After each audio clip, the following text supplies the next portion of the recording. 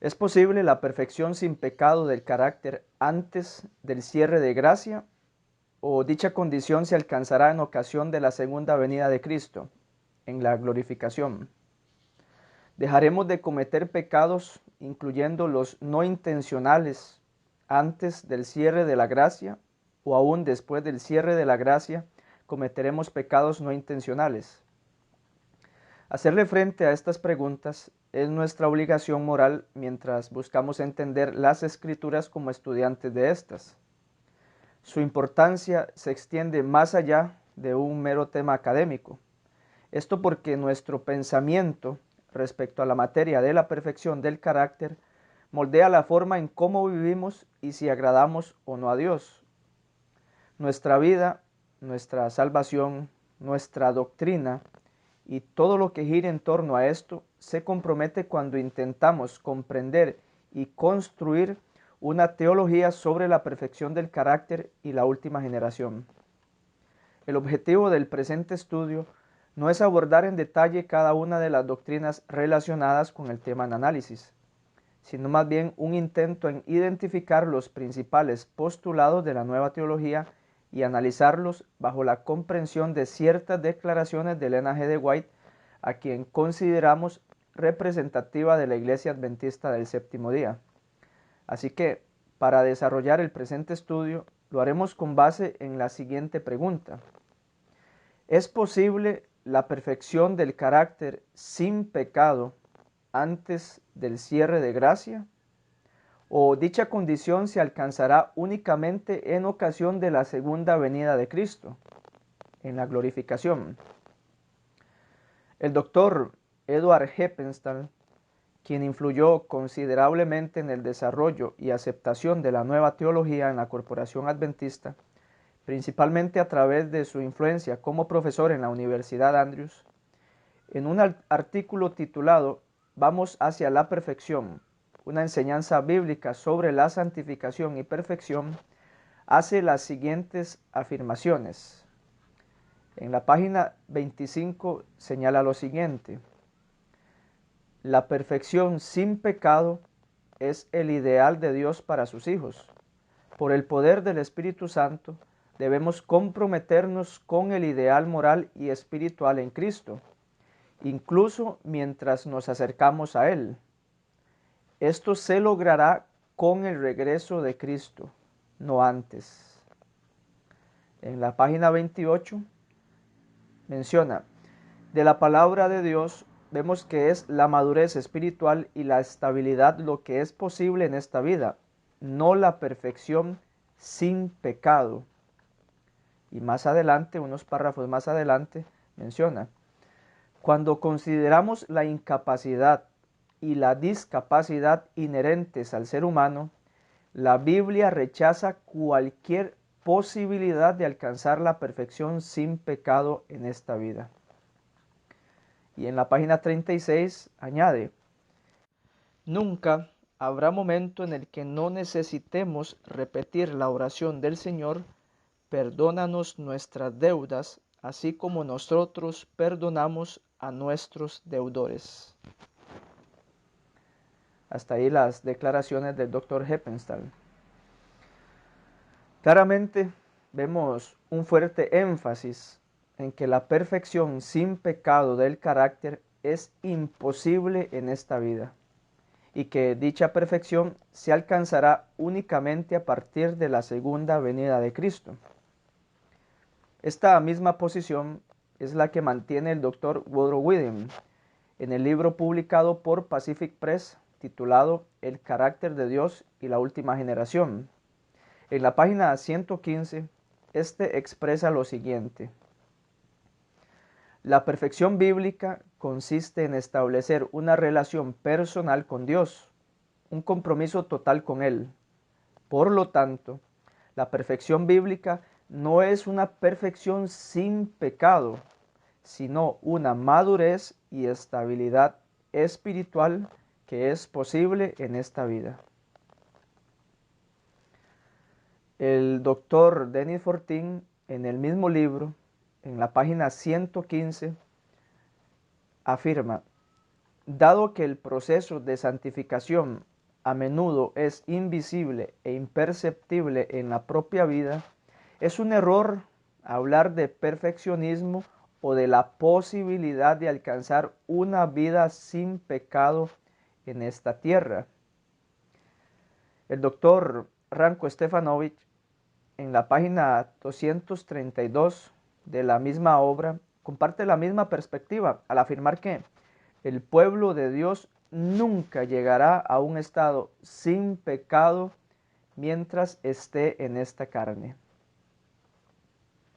En la revista Ministerio Adventista, número 3 del año 2016, el doctor Glauber Araujo, en un artículo que lleva por nombre, Después de todo, ¿qué es el perfeccionismo?, manifiesta lo siguiente.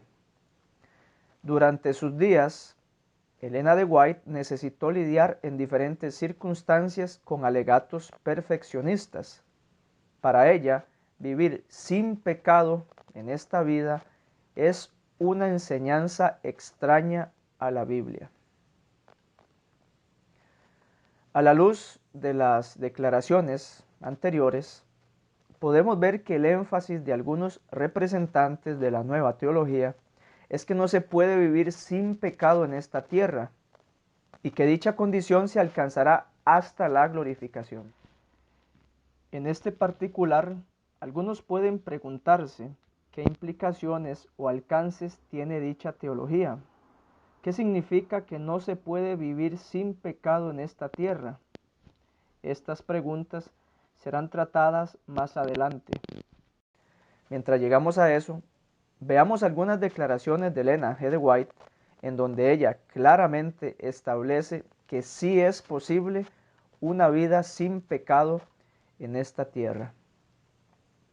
En el libro Cristo nuestro Salvador, página 67, ella escribió lo siguiente: nosotros hemos pecado y nos hemos alejado del camino de Dios. Cristo dice que somos como la oveja que se ha extraviado del redil. Él vino para ayudarnos a vivir sin pecado. Esto es lo que Él llama traernos otra vez al redil. Cuando volvemos al buen pastor y dejamos de pecar, Cristo dice a los ángeles del cielo: regocijaos conmigo, porque he hallado la oveja mía, que se había perdido. Y resuena un himno de júbilo del coro angelical, llenando los cielos de la más exquisita melodía. Jesús no nos presenta el cuadro de un pastor apesadumbrado que regresa sin la oveja perdida. En esto tenemos la garantía de que ni una sola oveja apartada del redil del Padre es pasada por alto. A ninguna se la deja sin ayuda. A todos los que quieren ser redimidos, el Salvador los rescatará del dominio del pecado. Anímese todo el que se haya descarriado del redil. El buen pastor le está buscando. Acuérdese de que su obra es salvar lo que se había perdido. Esto abarca a todos. Dudar de que nuestra salvación sea posible es dudar del poder salvador de aquel que nos ha comprado a tan alto precio. Dejemos que la fe y la esperanza sustituyan a la duda y a la incredulidad. Contemplemos las manos que fueron atravesadas en beneficio nuestro y regocijémonos en su poder salvador. La declaración anterior demuestra que Dios espera que nosotros vivamos vidas sin pecado cuando Cristo, nuestro buen pastor, nos hace parte de su redil, es decir, de su iglesia. Por lo tanto, vemos que es posible una vida sin pecado en esta tierra, es decir, antes de la glorificación. Lo mismo encontramos en la siguiente declaración, que se encuentra en el Evangelismo, página 283. Dice así: al llevar a cabo nuestra obra, debemos recordar lo que Cristo utilizó para realizar su trabajo. Él creó el mundo, Él hizo al hombre. Luego vino personalmente al mundo para mostrar a sus habitantes cómo podían vivir vidas sin pecado. Hasta ahí la declaración de la hermana White. Nuestro Señor Jesús vino personalmente a este mundo para mostrarnos cómo vivir vidas sin pecado. Si es imposible alcanzar una vida sin pecado en esta tierra, ¿Para qué vino Jesús a mostrarnos cómo vivir sin pecado si dicha condición es imposible de alcanzar en esta vida? ¿Se encarnó Cristo para enseñarnos a vivir en un estado que es imposible de alcanzar? Veamos otras declaraciones donde se menciona que nuestro Señor Jesús tomó la naturaleza del hombre para demostrar que es posible vivir una vida sin pecado. Mente, Carácter y Personalidad, tomo 2, página 172. Jesús tomó la naturaleza humana y soportó el rechazo del mundo para demostrar a los hombres y las mujeres que pueden vivir sin pecado, para que sus palabras, sus actos y su actitud pudieran ser santificados por Dios. Podemos ser cristianos perfectos si manifestamos este poder en nuestras vidas. Cuando la luz del cielo repose sobre nosotros continuamente, representaremos a Cristo. La luz de la justicia revelada en su vida distinguió a Jesús del mundo y suscitó su odio. Dios nos cuida, página 72. Habría sido una humillación casi infinita para el Hijo de Dios revestirse de la naturaleza humana, aun cuando Adán poseía la inocencia del Edén. Pero Jesús aceptó la humanidad cuando la especie se hallaba debilitada por 4000 años de pecado. Como cualquier hijo de Adán, aceptó los efectos de la gran ley de la herencia. Y la historia de sus antepasados terrenales demuestra cuáles eran aquellos efectos. Mas Él vino con una herencia tal para compartir nuestras penas y tentaciones y darnos el ejemplo de una vida sin pecado. Dios nos cuida, página 315. El hombre ha caído. La imagen de Dios en él se ha distorsionado. Por la desobediencia, sus inclinaciones se han depravado y sus poderes se han debilitado. Y es incapaz, aparentemente, de esperar otra cosa que no sea tribulación e ira. Pero Dios, por medio de Cristo, ha provisto una vía de escape y dice a cada uno: sed pues vosotros perfectos. Mateo 5:48. Dios se propone que el hombre vuelva a ser recto y noble, y él no será frustrado. Envió a su Hijo a este mundo para cargar con la penalidad del pecado y mostrar al hombre cómo vivir una vida sin pecado. Nuestra elevada vocación, página 266. Jesús ha dado a la niñez y a la juventud un ejemplo perfecto. Estudiad la norma, Cristo Jesús, y copiadla si queréis ser como Él, puros, santos, sin pecado y sin contaminación. Estudiad la infancia de Cristo. Él era el Hijo de Dios y sin embargo la Biblia nos relata que volvió de Jerusalén y se sometió a sus padres. Y una declaración más, reflejemos a Jesús, página 8.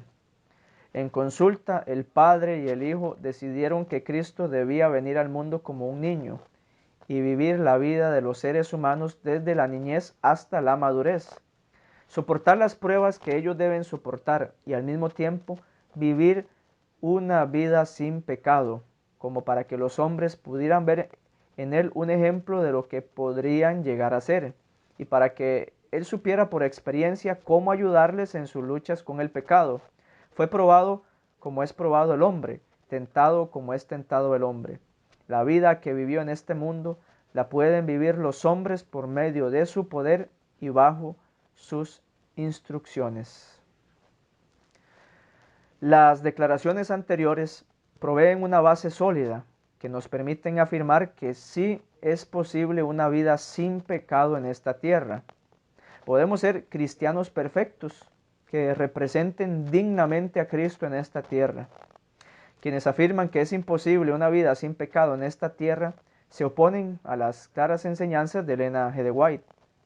Otra pregunta que debemos abordar con el fin de establecer si es o no posible la perfección sin pecado del carácter antes del cierre de gracia es la siguiente: ¿dejaremos de cometer pecados, incluyendo los no intencionales, antes del cierre de la gracia? ¿O aún después del cierre de la gracia cometeremos pecados no intencionales? Lo que sigue lo veremos en el próximo video.